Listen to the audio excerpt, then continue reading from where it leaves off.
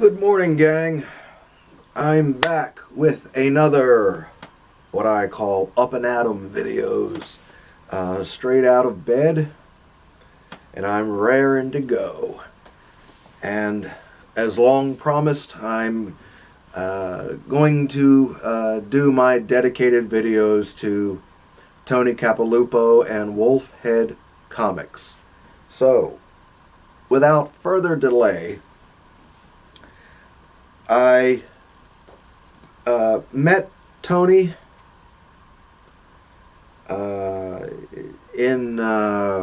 it was either late 76 or early 77 at the Silver Springs Flea Market in Mechanicsburg, Pennsylvania. The flea market is no longer there. It was a real central PA institution for decades. And actually there was a drive-in right beside it called the Silver Springs Drive-In, where I have many happy memories of seeing some great classic films. As a matter of fact, I remember an all-nighter there where they showed all 5 of the Planet of the Apes movies. I went with all of my sisters, and they all fell asleep, and I was the only one to stay awake through the whole thing. But that's another story. Anyway, back to Tony. We used to go to the flea market. It was only open Sundays. And started going to the flea market in 1976. And there were 2 buildings and hundreds of dealers out across the parking lots. But in the one building, up on the 2nd floor, wandered up there the one Sunday and looked over and saw these long tables with nothing but comic books on top and boxes of comic books down beneath. And I'm sure a shudder must have gone up my spine, and I of course made a beeline right to it. That was my first glimpse of Tony. He was standing there talking to someone. Tony was an interesting guy. He evidently had a degree in anthropology. But his first love was comics, and as far as I know, that's how he made his living throughout the entirety of his adult life. He had long black hair, thinning on the top, but long, kind of flowing black hair, and he wore glasses, and he had a big black bushy beard. But I remember when I got up to the books, they were in long boxes. And they were all, the fronts of the books were all facing him. I seem to recall he had a short little shelf of books up behind him on a little ledge, which is what originally caught my eye. But he's standing there talking to a friend or a customer or whomever, and I kind of leaned over the boxes and kind of pulled them back a little bit just to see, what the books were.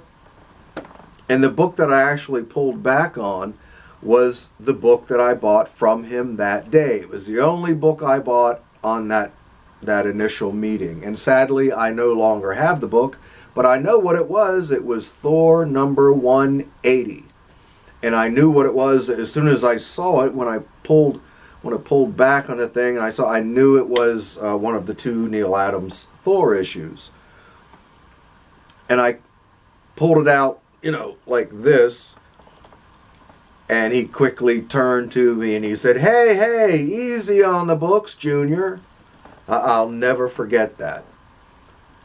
And he started asking me if there was anything in particular that I was looking for. But in my mind, I knew I had to have that Thor. I mean, I don't know, there was just something, when you're a child and you're presented with something that has been like a dream to you, I don't know, I think your mind just kind of stops and kind of blocks everything out, everything else out or whatever. I think that's what must have happened that day. Because that's the only book I bought, and I'm pretty sure I paid $1.50 for it. But down below, the long boxes stretched out across these tables were, Lord, I don't know, it had to be 12 or 14 or 15 long boxes underneath, and those were the infamous, the legendary 3 for $1 bargain bins. None of the books were bagged or boarded, and in 1976, 1977, you can imagine what kind of material was in there. But again, that's really all I remember about meeting Tony the first visit, and I bought that Thor 180. And it was bagged and boarded. The first book I ever bought like that, bagged and boarded. Imagine that. Of course, all I could think about then was getting back to the flea market the next Sunday, gathered up all my money, showed up again, and this really began a years-long relationship with Tony and Wolfhead Comics.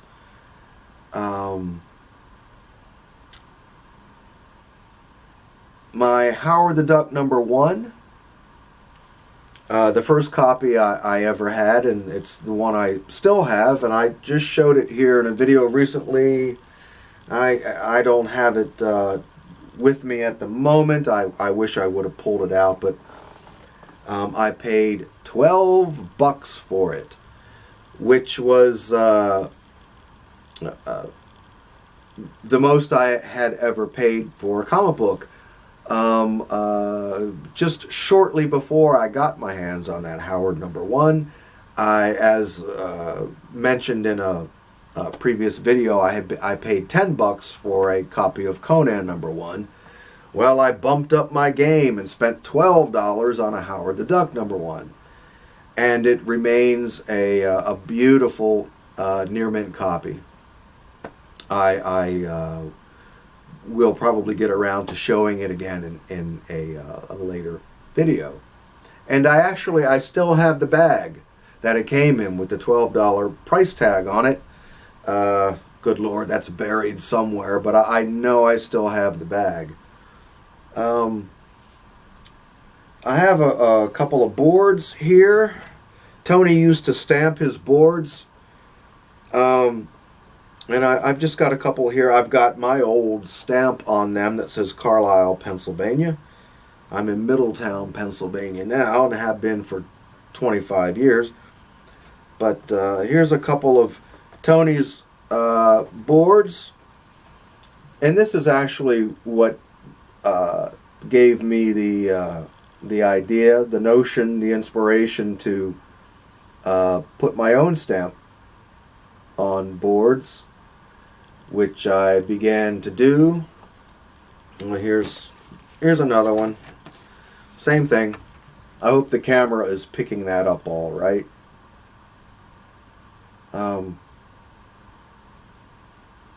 And it wasn't too long before I had my own stamp, and once I got my hands on boards, which again was through Tony.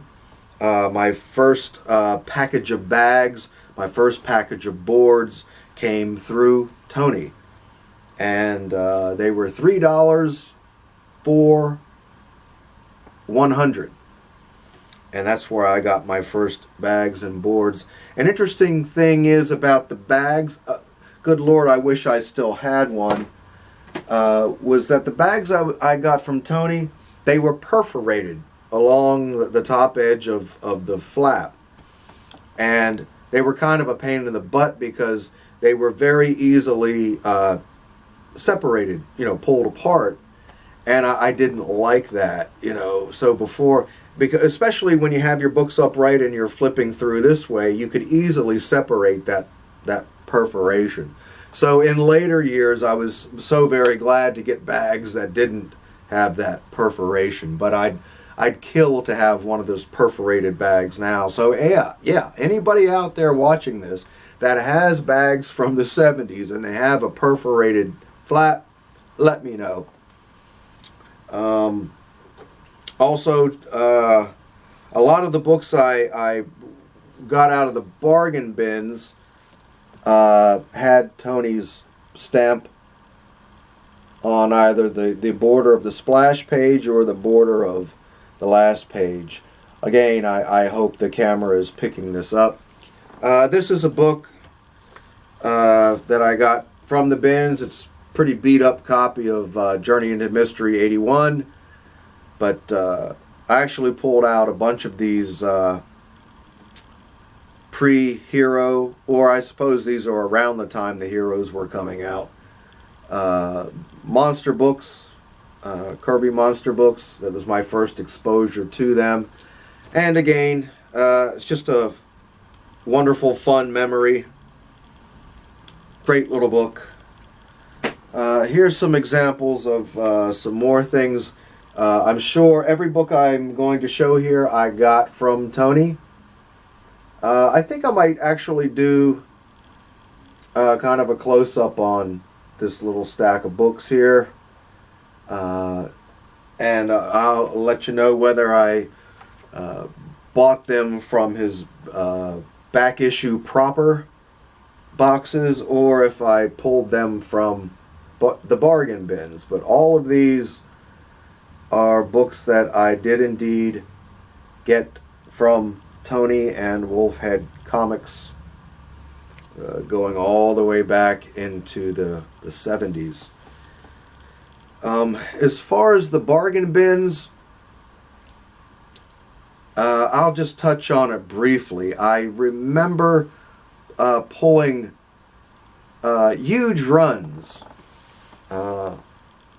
over several years of things like Tales to Astonish, Tales of Suspense. Speaking of which, here's one. I'm sure this one came out of the bargain bins. But these, you have to understand too, at the time, Tales to Astonish, Tales of Suspense weren't anything that were, really collected on a mass scale, Now, 40 years later, they're being collected and the price is driven up and all. But back then, it wasn't that way. Another great thing that I got from Tony as I was upgrading some of my Submariners and also filling in some gaps from the bargain bins. This was my upgrade to number 29. I also recall buying more than a few horror books. The Bernie Wrightson books, the House of Mystery, House of Secrets in particular. You'd flip through those unbagged books and I'd see a Bernie Wrightson DC horror cover and I would just throw it on the pile or whatever. It's worth noting too that I would probably spend maybe $15 a month or something like that at Tony's, maybe pushing $20 a month, but $20 a month I'm sure was about all the money that I would be able to earn in a month. But being as obsessed with the comics as I was, I wasn't really interested in anything else. I had nothing else to spend my money on, really, so I spent every penny on comic books.